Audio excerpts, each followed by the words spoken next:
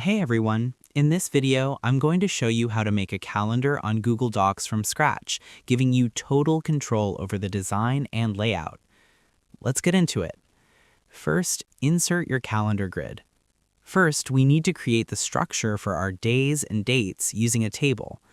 Go to the Insert menu at the top, hover over Table, and select a 7 by 7 grid. We use 7 columns for the days of the week. We use 7 rows because the first row will be for our month title, the second for the days, Monday, Tuesday, and the remaining 5 for the actual dates. Next, create the month header. To make it look like a real calendar, we need a single large space at the top for the month's name. Highlight all 7 cells in the very top row by clicking and dragging across them.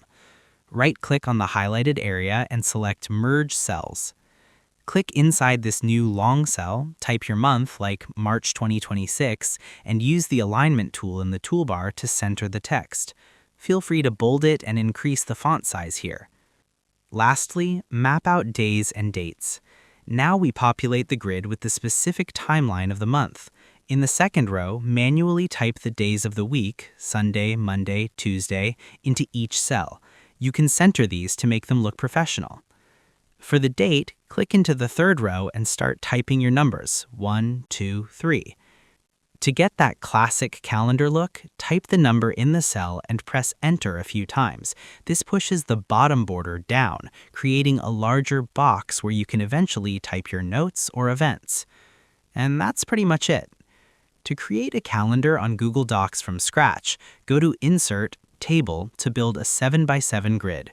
Merge the top cells for your month title and manually type your days and dates. This manual method is the best way to ensure your calendar has the exact amount of writing space you need for each day. I hope this helped you out, and I see you in the next one.